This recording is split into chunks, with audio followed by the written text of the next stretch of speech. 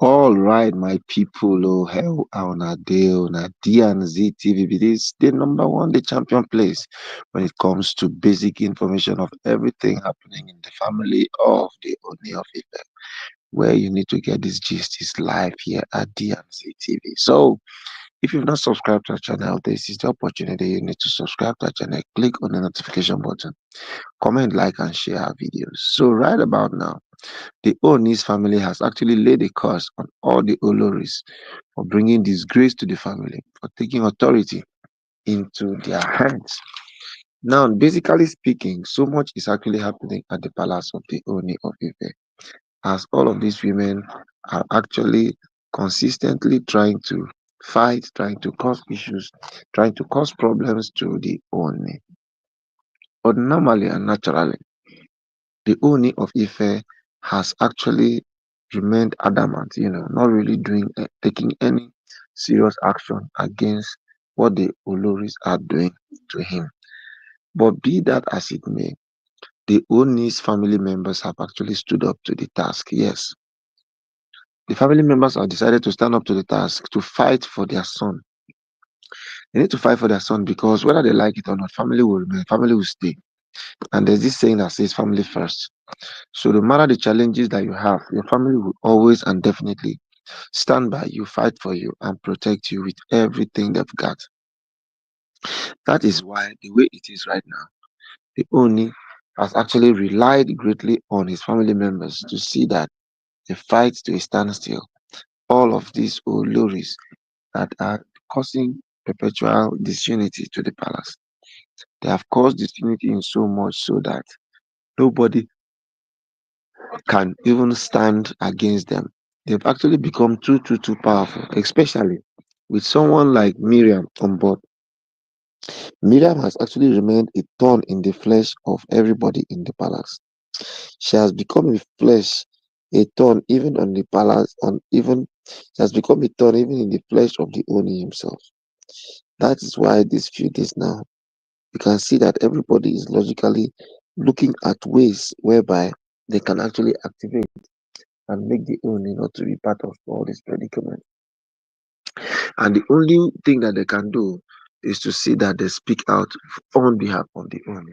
Because as a matter of fact, the Oni himself alone cannot actually do much. Yes, the Oni himself alone cannot do much. He cannot do much because people know that he's a very soft person. People know that of a truth, he's a very peaceful person.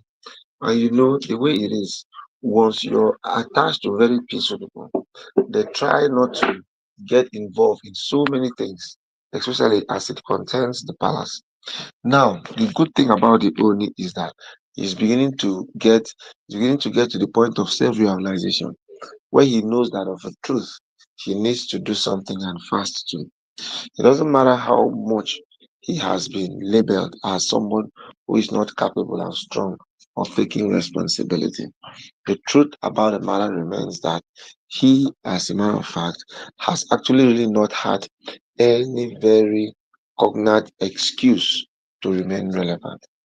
Now, looking at it from this angle, is the only now waiting and wanting for family members to come and fight for him, or is he going to fight for himself? Fighting for himself now is something that could have happened a long time ago. But he's not a violent person.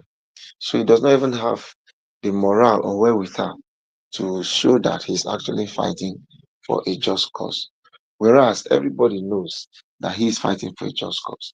He's fighting for a just cause because all of these women coming to the palace have actually caused so much chaos. Yes, they have caused so much chaos, they have caused so much backbiting, they've caused so much anger, hatred. People now look at each other and make it look as if war is going to break out immediately. But that being the case, the Oni has still been able to remain relevant. He has still been able to remain steadfast. He has still been able to empower all his wives. And now, all this is one that he has empowered. The worst mistake anybody can do is to empower somebody who used to be a lamb, and the lamb will now turn to a lion, that you're now going to feed the person who is going to take your life away. Because that's what this thing looks. After Oni has spent so much plenty of time trying to put all the family members in honor and in place. They rather now make up their minds to fight the Ooni in their different capacities and their different levels. And we want to look at it very well now. How much more? How more are they going to fight the Ooni like this? Because whether you like it or yes, these people are very, very tactical. These people are very, very stubborn. These people don't have any steeze at all because the only thing and reason of what they want is just to see the Ooni fail. All they want is just to see the Ooni fall. All they want is just to come out of their shell, come out of their shell and do things that when everybody sees, people will know that of a truth, this is actually a very difficult bone to chew. And once this thing is so difficult people to take cognizance of, then it now becomes a big issue, now becomes a big problem, now becomes something that where people will really, really strive, really, really struggle before they can actually make a headway.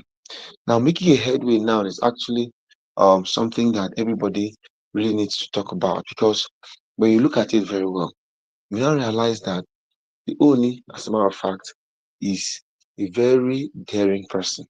The Oni, as a matter of fact, is a very careful person. The Oni, as a matter of fact, is so, so, so strong that if care is not taken, his family members can actually cause more harm than good.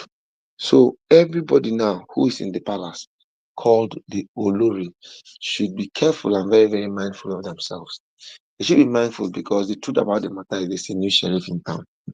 And if you look at it very well now, all these other Oloris have a way of seriously disrespecting Oni. Yes, they constantly seriously disrespect the Oni.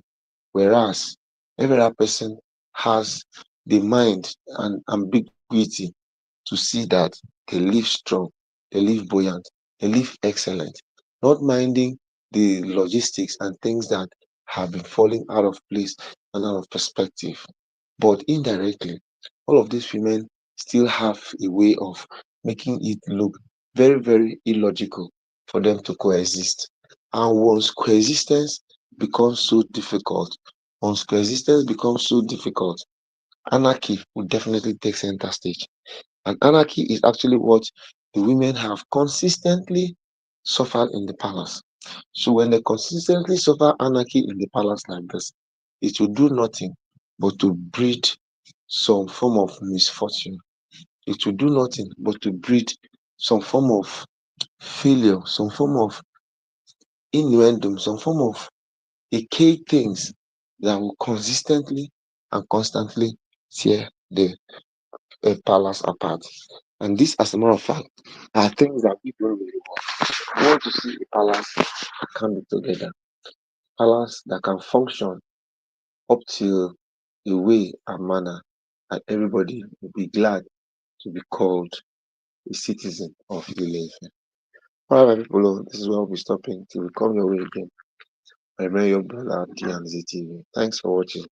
I'll see you some other time. Bye.